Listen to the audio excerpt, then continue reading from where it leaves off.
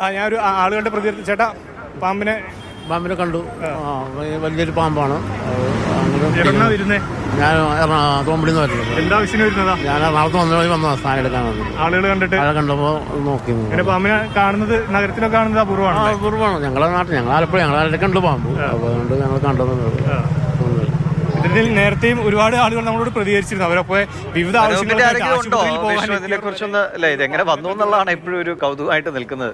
കൊച്ചി നഗരത്തിലല്ലേ, വേറെ ഏതെങ്കിലും ഗ്രാമത്തിലൊക്കെ ആണെങ്കിൽ ഓക്കെ. വനവകുപ്പിന്റെ ആരെങ്കിലും ഉണ്ടോ അവിടെ? വനം വകുപ്പുമായിട്ട് ബന്ധപ്പെട്ട നേരത്തെ വനവകുപ്പിന്റെ ആളുകൾ വന്നവർ മടങ്ങിയിരുന്നു. ഇപ്പോൾ നമുക്കൊപ്പം ഇദ്ദേഹമാണ് സ്നേക്ക് റെസ്ക്യൂർ ആയിട്ട് ഇവിടെ തുടരുന്നത്. ഇനി പുറത്തിറങ്ങാനുള്ള സാധ്യതയുണ്ട്. അതുപോലെ എന്തുകൊണ്ടായിരിക്കും ഈ പാമ്പ് ഇവിടെ ഇങ്ങനെ വരുന്നത്, മലമ്പാമ്പൊക്കെ ഈ പ്രദേശങ്ങളിൽ? മലമ്പാമ്പ് അങ്ങനെ ഉണ്ട് നമുക്കിവിടെ. മലമ്പാമ്പ് ഓൾറെഡി ഉണ്ട് നമുക്ക്, അല്ലാണ്ട് ആദ്യമായിട്ട് വരുന്നതല്ല. ഇത് ഇനി എപ്പോഴാണ് പിടിക്കാൻ പറ്റിയത്? ഇപ്പൊ കുറേ നേരമായിട്ട് അതേ പൊസിഷൻ തന്നെയാണ്. ഒന്ന് സന്ധ്യയ്ക്ക് കഴിഞ്ഞാൽ മാത്രമേ അത് ഇറങ്ങുള്ളൂ ഇന്നത്തെ ഇതനുസരിച്ച്. കാര്യം ഒന്നാമത് ഇന്ന് കാറ്റുമില്ല.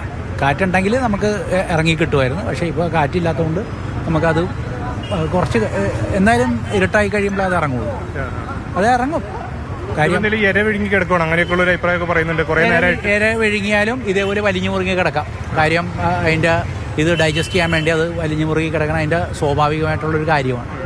അപ്പോൾ അത് കഴിഞ്ഞാൽ അവൻ ഇറങ്ങി നമുക്ക് ഇപ്പോൾ നമ്മൾ പൊക്കത്തുനിന്ന് തന്നെ വെള്ളം അടിച്ച് ഫയർഫോഴ്സ് എടുക്കാഞ്ഞതും റിസ്ക് എടുക്കണ്ടെന്ന് വെച്ചിട്ടാണ്. കാര്യം പാമ്പ് താഴത്തേക്ക് വീണാലും അത്രയും പൊക്കത്തുനിന്ന് വീണാൽ അതിന് ഡാമേജ് സംഭവിക്കും.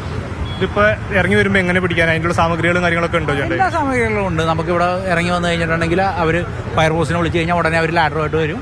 നമുക്ക് ഈസി ആയിട്ട് പിടിക്കാവുന്ന എല്ലാ സാധനങ്ങളും ഉണ്ട്. നമുക്ക് ചേട്ടനെ ഏൽപ്പിച്ചിട്ടാണ് പോയിരിക്കുന്നത്. അപ്പോൾ നിങ്ങൾ വിളിച്ചാൽ മതി എന്നാണോ? നമ്മളത് നോക്കിക്കൊണ്ടിരിക്കണല്ലേ. അവൻ്റെ മൂവ്മെൻറ്റ് എന്തെങ്കിലും ഉണ്ടെങ്കിൽ നമ്മൾ ഫയർഫോഴ്സിനെ വിളിച്ച് അറിയിക്കും. അവരപ്പം തന്നെ വരികയും ചെയ്യും.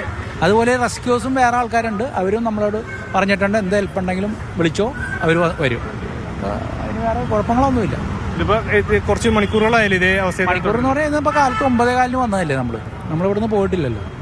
അപ്പോൾ ആ സാധനം നമ്മൾ എങ്ങനെയും സുരക്ഷിതമായിട്ട് റെസ്ക്യൂ എന്നുള്ള ചിന്തയിലാണ് നമ്മൾ നിൽക്കുന്നത്. ചേട്ടൻ വരുമ്പോഴും ഇതേ ഹൈറ്റിൽ തന്നെയായിരുന്നു? ഇതേ ഹൈറ്റിൽ തന്നെയായിരുന്നു. അവിടെ തന്നെ അങ്ങോട്ടും ഇങ്ങോട്ടും കറന്ന് നടക്കണേന്ന്. പക്ഷേ ഇപ്പോൾ അത് ടോട്ടലി റിസ്ക്കാണ്. ഈ കാക്കകളൊക്കെ വട്ടോട്ട് പറക്കുന്നുണ്ട്. അതുപോലെ പക്ഷികളൊക്കെ ആക്രമിക്കാനുള്ള സാധ്യതയുണ്ടോ? ഇല്ല ഒന്നുമില്ല. അത് കാക്ക ഇങ്ങനെയുള്ള സാധനങ്ങൾ കണ്ടു കഴിഞ്ഞാൽ ഇങ്ങനെയുള്ളൊരു കാക്കക്കുള്ളൊരു അതിൻ്റെ ഒരു പരിപാടിയാണ് ഈ ബഹളം ഉണ്ടാക്കി നടക്കൽ. അത് കുറച്ച് നേരം കഴിയുമ്പോൾ അത് പോയി.